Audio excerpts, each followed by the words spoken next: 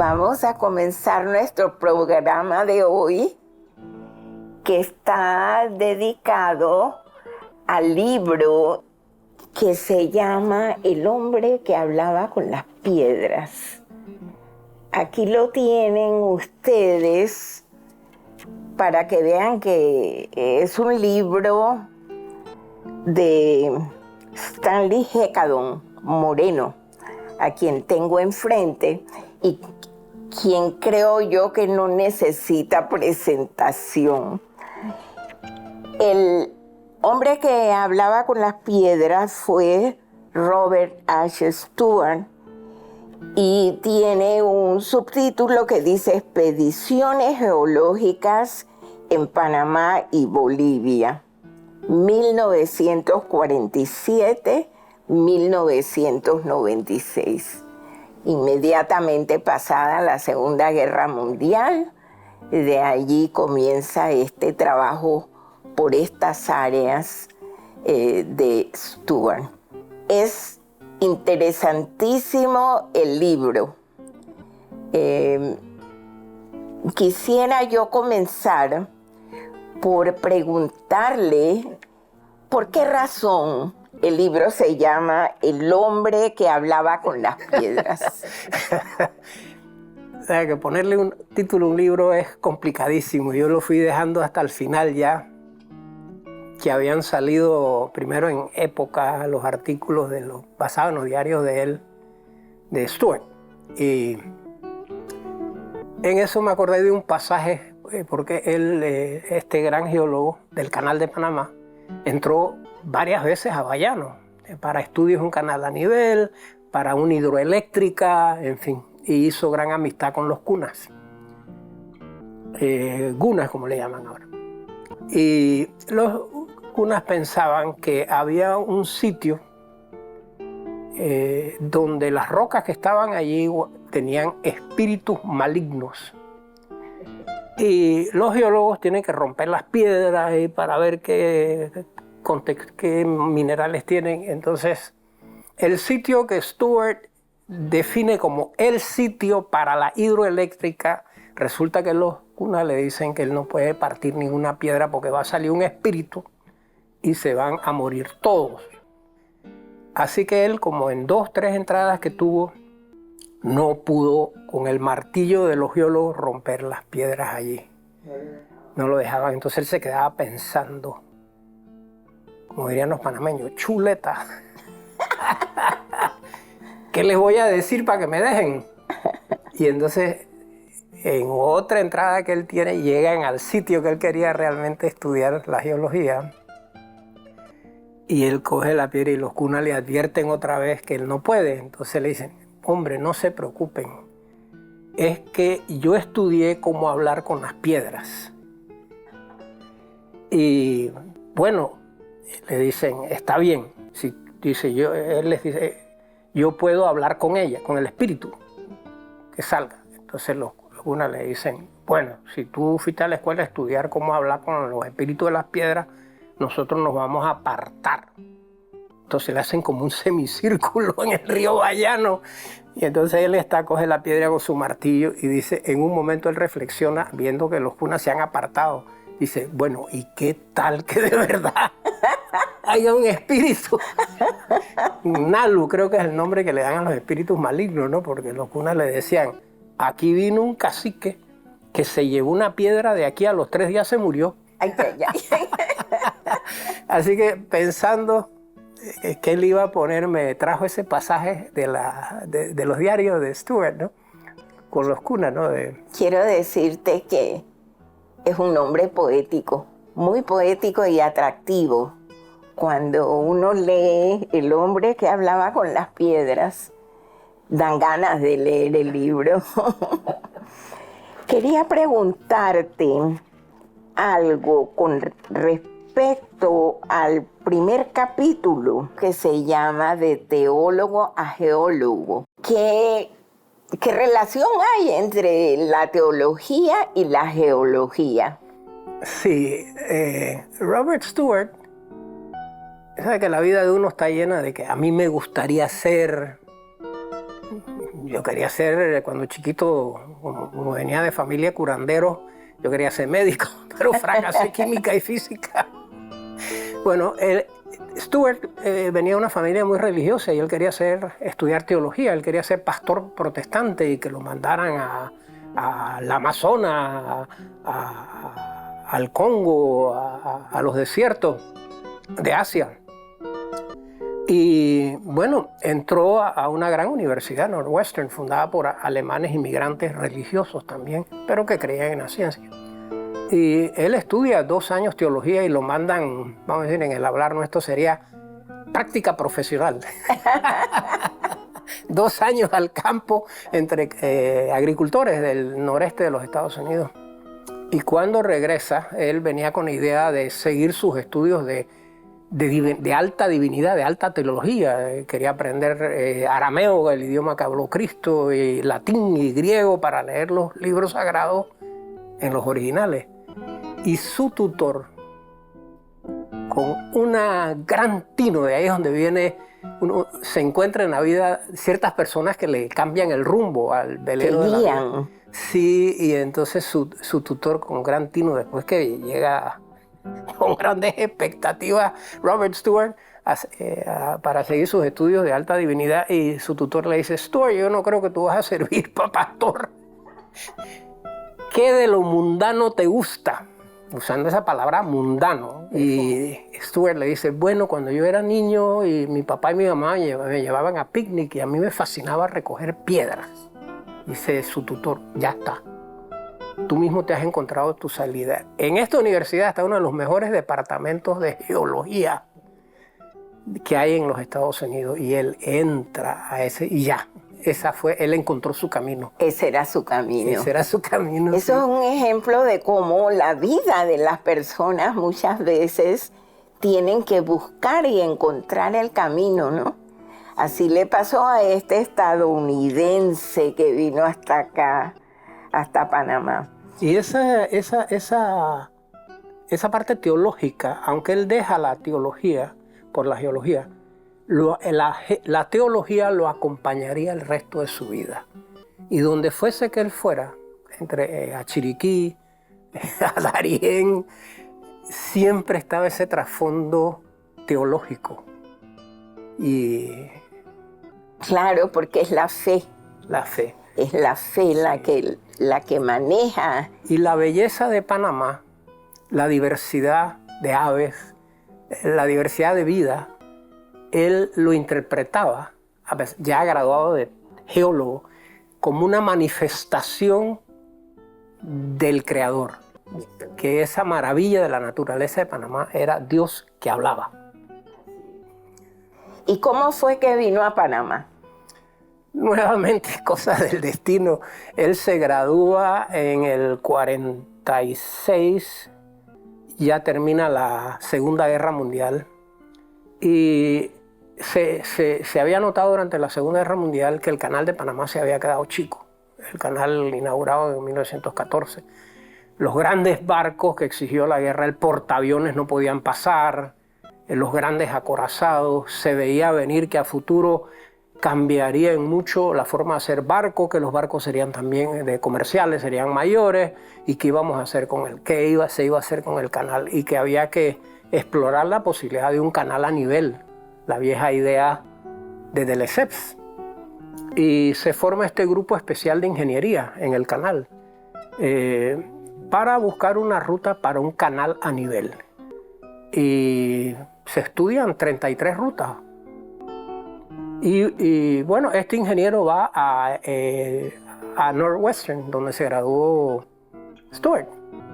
Y le pregunta: bueno, jóvenes, geólogos, ¿qué van a hacer ustedes ahora con su vida, ya que se han graduado? ¿Van a hacer caminitos, puentecitos y eso? No. El proyecto más importante en el mundo es unir ambos mares con un canal a nivel por un sitio llamado Darién. Sí se fue para el Darién. Así fue a dar a Darién nuestro ex teólogo, que ahora va a Darién y se topa con la naturaleza de esta región mítica, digamos, ¿no? Que es de Darién. Pero imagínate, estamos hablando de qué años. 47. 47. 47. 1900. Darien en 1947. No es el mismo Darien que tenemos hoy. No. Aquello era una tierra distinta, totalmente distinta. Es más, cuando él entra, la expedición entra al río Tuira, que en toda la boca del río Tuira hay una isla donde los españoles tenían 2 fortalezas para controlar la entrada de ese río, que era la llave del Nuevo Mundo. Stuart ya había leído algo y él quería ver si todavía quedaban las ruinas de estas fortalezas. Sí, la isla del encanto, que le llaman, ¿no? Ahí hay 2. Una que controla la boca grande y otro fuerte que controlaba la boca chica. Esa es la parte más angosta del Tuira. Ahí está la isla cuando uno va llegando a la boca del Tuira en el gran... Porque es un hermoso... El Golfo de San Miguel es precioso. A mí me gustaría ir, no lo conozco. De modo que él comienza su contacto o su primera visión de Panamá es la de Darien, pero es la de Darien en 1947. Así. Todavía la de hoy no sé cómo será, pero aquella tiene que haber sido muy impresionante. A él le impresionó todo. La naturaleza tropical y cómo iba cambiando la vegetación en lo que subía en el gran río Chupunaque, un afluente del Tuira, ¿no? Con la idea de cruzar al otro lado al Caribe. Le impactó no solo la naturaleza y cómo cambiaba hasta donde llegaba la marea, el agua salobre, luego comenzaba pura agua dulce, la cantidad de ríos que caían al río Chupunaque con estos nombres bellísimos, Cucunatique, todo eso le apasionaba, la lingüística, pero ¿por qué se llaman así? La gente, la forma en que los emberá construían sus casas sin las pencas, los postes, y por qué lo hacían así, ¿no? Porque el río viene inundaciones, y entonces él comienza a apreciar la sabiduría milenaria de estos pueblos que por generaciones tras generaciones habían vivido en la selva, y todo lo sacaban de la selva, todos los materiales, no habían compañías de construcción. ¿Cómo eran esas casas? Bueno, sobre postes, y hasta los postes, la madera que se usaba era cierto tipo de madera, no podía ser. Tenían una escalera. Y claro, una escalera labrada de un tronco para subir, y una madera que tenía que ser liviana, porque en la noche era tarea de los más chiquitos ir a jalar la escalera, y eran usualmente de balso. Sí. Y entonces, claro está, tenían que tener las piraguas, que eran los vehículos de transporte, y las piraguas se hacían piraguas de carga, las grandes, de tantas, en esa época se usaban varas. ¿Había carros en esa época en el Darien? No llegaría carro hasta, cuando entró el corte de la Panamericana en el año 83. Que dicho sea de paso, entré a Darien en ese verano del 83 porque estaba sin trabajo, con un doctorado, y fui a buscar una mina de oro. Y ahí perdí todos mis ahorros. Precisamente yo quiero hablar, o quisiera que habláramos, que conversáramos sobre las minas en las que él estuvo investigando. ¿Por dónde comenzó? Bueno, Darien es lleno de historias de minas de oro, realmente. Las hay desde la famosa mina del Espíritu Santo de Cana, que fue en realidad como de donde surgieron todas las historias de Castilla del Oro, el Darien. Hasta los ríos más insignificantes, el río Marea. Y la gente de Darien tiene en su historia eso, ¿no? Que están cazando y andan con una batea de catear. Stuart se va a impregnar como geólogo, llega a Panamá y se da cuenta que Panamá hay muchos lugares donde hay, como dicen, pintas, aparecen las pequeñas de oro, claro. Y hay dos chiricanos, porque Chiriquí es otra tierra de huaquería y de minería, y dos chiricanos que si eran amigos de él le van diciendo, oye Stuart, un día tienes que venir a Chiriquí porque ahí sí hay oro. Es más, hay una mina famosa en el lado de la serranía del Tabasará, en el río San Félix, y tienes que venir. Así que él, ya estando trabajando para el canal, en unas vacaciones de verano, se va con estos. No tenían suficiente plata, así que pidieron que les diera un jalón a un camión ganadero que había dejado las vacas acá en el abatuar, pues. Y el camión iba vacío, entonces el camionero le dijo, está bien, pues a estos expedicionarios, vénganse conmigo atrás, en el vagón. Y esa carretera, no existía la Panamericana, ¿no? O sea, era la vieja carretera nacional que le echaban unas piedras de río como este tamaño, así que esos camiones iban brincando y saltando y la velocidad promedio era 30 kilómetros por hora, así que esos camiones se podían echar 2 días hasta David. A mí me tocó varias veces, llegaba uno cenizo, era polvo en verano y en invierno lodazales y se quedaron los camiones, pero bueno. Llegan a San Félix y ahí habían contratado ya varios vaquianos, varios guías. Así que ellos van a buscar esa mina, no la encuentran, la famosa mina de oro que se decía había ahí, pero él encuentra la mina de cobre, una de las más grandes del mundo, Cerro Colorado. Dios mío, y aquí vamos a dejar un espacio para conversar después, continuar conversando sobre el libro El hombre que hablaba con las piedras.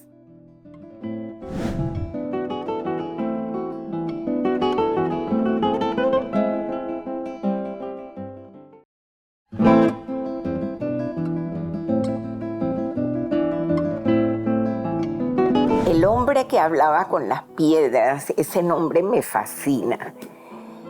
Quedamos en el segmento anterior en que Stuart estaba en Darién y llegó por algún motivo, llegó a Chiriquí. ¿Y que fue el que descubrió qué cosa? Las minas de barro colorado. De Cerro Colorado. Cerro Colorado. Llegó allá. Así que iba para Cerro Colorado a investigar aquello. ¿Cómo fue aquel viaje de Stuart a aquellos lugares? Ellos, Robert Stuart y dos chiricanos, que eran huaqueros y les fascinaba la historia de minas de oro perdidas y eso, y decían que había esta mítica. Yo te quería decir que como que los hombres, sobre todo en aquella época, estaban siempre pendientes, ¿verdad?, de este asunto de las minas de oro especialmente. No, es que en la cultura panameña, vamos a decir, en la cultura en Chiriquí, pongamos, todo el mundo, todas las familias han tenido a alguien que ha sido huaquero. Y en las noches, en el tiempo de antes, pues, cuando se echaban cuentos, las minas de oro siempre estaban allí. Mi abuelo nos hablaba de la mina de la Estrella, pongamos, que era la mina mítica de oro de los chiricanos. Y que él y su papá, mi bisabuelo, pues, Ángel, se habían ido y habían estado 1 mes, 2 meses por allá por las montañas buscando la mina.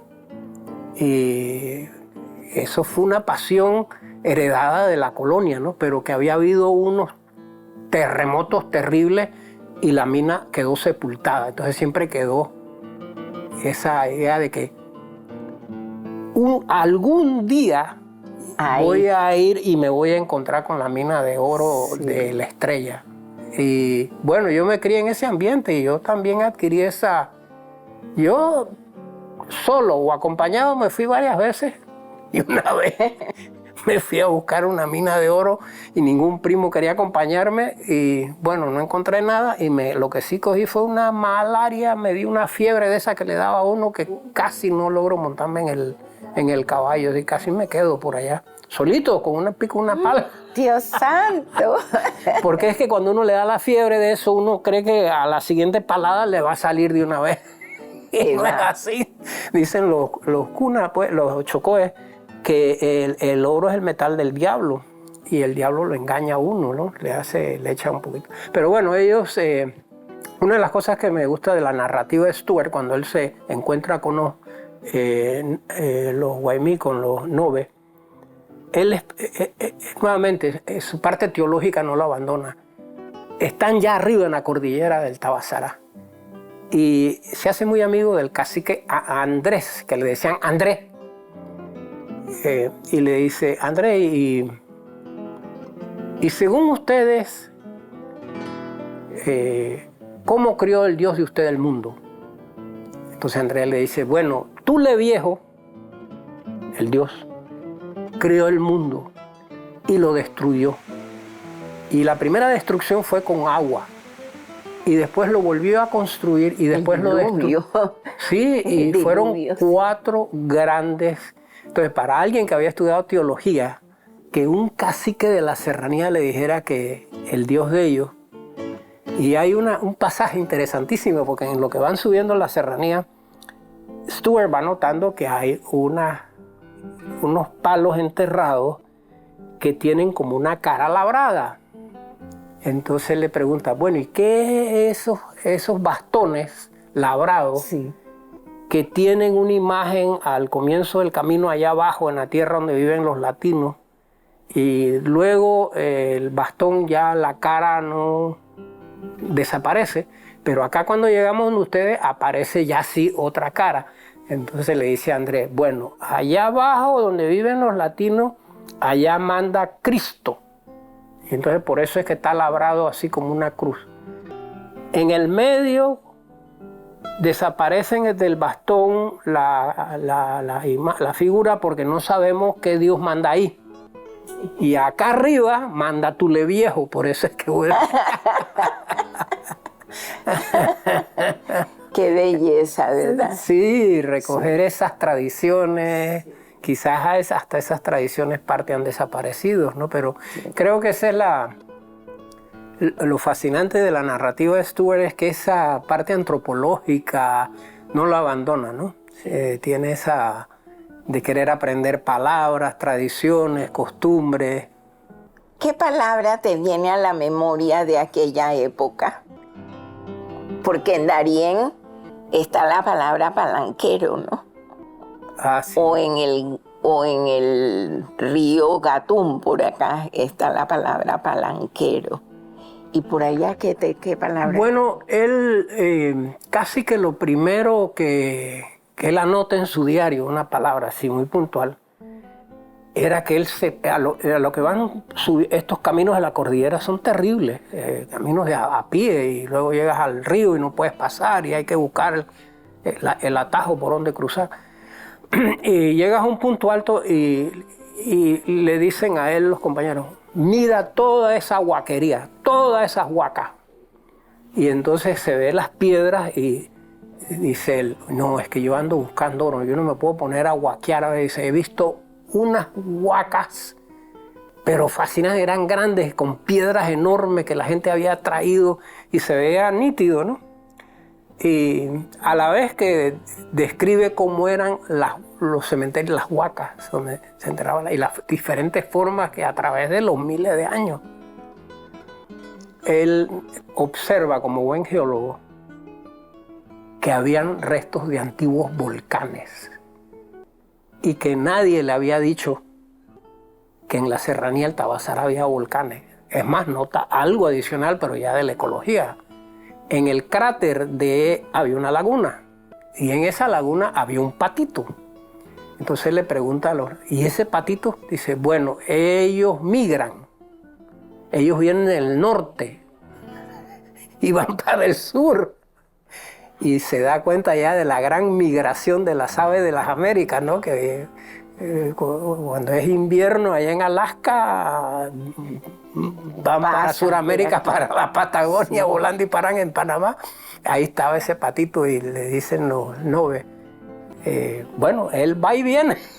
y para ahí en ese.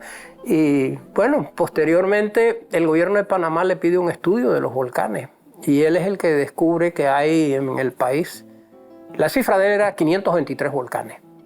Wow. De eso no lo sabíamos, yo no lo aprendí en la escuela. ¿Qué aporte, pudiéramos decir, fundamental de todos los estudios geológicos de él pudiéramos nosotros recoger? Bueno, uno, que Azuero no es panameña, que Azuero fue una isla que surgió, volcánica, que surgió allá por las Galápagos y que debido al movimiento de las placas tectónicas choca contra el Istmo de Panamá.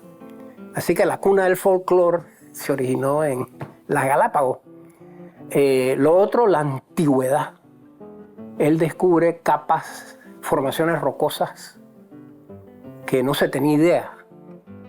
Y en esas excavaciones encuentra criaturas que ya no existen. Caballitos mínimos, jirafas, hipopótamos. ¿Y de dónde salieron? Y de ahí su pasión también por la paleontología. Yo creo que los aportes de él, además de la vulcanología, o sea que Panamá, nosotros no pensábamos que, bueno, sí, los volcanes están en Centroamérica, la tierra de los volcanes, y ellos en su bandera tienen volcanes, pero nosotros no tenemos volcanes, Lo que pasa es que no hemos visto con la suficiente profundidad que este fue un país muy volcánico. Pero allá abajo hay. Y abajo hay, correcto, sí. Y varía, ¿no? En Chiriquí todavía hay Bocas del Toro, sigue siendo unas zonas volcánicas. Y una de las primeras cosas que uno aprende cuando comienza un zarandeo es por dónde tiene que correr. Claro. Y la gente tiene dicho, ¿no? Pongamos, mi abuela siempre decía, y para nosotros, en el tiempo de los cuentos, ¿no? Siempre era, los terremotos eran como, marcaban el tiempo. Cuando el gran terremoto, cuando se cayó Cartago, cuando el terremoto del 32, cuando se cayó Puerto Armuelles y el muelle de la Bananera, un mes tembló en David, me decía mi mamá, y tenían que cocinar en el patio. Entonces, Stewart en sus trabajos se da cuenta cuán volcánica fue Panamá. Y una cosa que él tenía también es que le fascinaba la geología, pero también como salían criaturas huesos de criaturas desconocidas, él comienza a apasionarse por la paleontología. Criaturas que nosotros no teníamos idea que habitaron este país, este puente de tierra entre Norte y Suramérica, sí. Y él se hace amigo y tenía algo de... hay científicos que son cerrados. Lo de ellos es lo de ellos y no lo van a compartir con nadie. Él no. Él en realidad buscaba la gente que más sabía de paleontología. Entonces, pongamos, el Smithsonian lo ayuda varias veces y le manda, pongamos, en el caso de Azuero, cuando comienzan a salir los bosques fósiles de Azuero, de bosques que existieron 20 millones de años atrás, él va con los grandes paleobotánicos del Smithsonian a Azuero, a Oku, a ver estos bosques que están allí, que hablan de cómo era la vegetación del mismo 20 millones de años atrás y comparar con la de hoy, ¿no? Y, maravilla. Sí. Nos abre un mundo. Él también, pongamos, en el caso de el istmo estuvo bajo el agua, los mares subieron y los mares cambiaron, se calentaron, se enfriaron y todo eso queda reflejado en las piedras, en las rocas. Y él se hace amigo también de grandes estudiosos de la oceanografía, los paleooceanógrafos. Y él los invita a que vayan con él a Bayano, porque aparecían unas formaciones con unas criaturas, pequeñas criaturas marinas que hablan de cómo eran los mares 100 millones de años atrás, 200 millones de años atrás. Y extinciones masivas y luego surgen nuevas formas de... Él era muy... y sus publicaciones científicas las que yo listo en el libro, muchas veces son de varios autores y abarcan estos otros especialistas. Así que esa es una parte de él que me gusta, que él no es de esos que yo he conocido investigadores que son muy celosos con lo propio. Él no, él era como de, muchachos, ustedes que saben de estas otras cosas. Él, pongamos, se interesaba por las Islas de las Perlas y quería saber, una de las preguntas, bueno, ¿cuándo llegaron los corales a Panamá? Y bueno, él buscó a dos investigadores, pero famosísimos, para dedicarse a eso, la historia de los arrecifes de corales, que también nos cuentan sobre cómo era la vida marina de Panamá, de dónde llegaron los corales y cuándo. ¿Cuándo llegaron? Imagínate tú. Se nos acaba el tiempo. Sí. Y nos hemos quedado cortos. 7.000 años atrás, pero bueno. 7.000 años atrás tenemos muchas historias que contar. Entre ellas, a mí me gustaría conversar sobre un poema olvidado de Páramo y Cepeda que cuenta mucho sobre Panamá, y es Alteraciones del Dariel. Eso lo vamos a tocar en el próximo programa. Claro.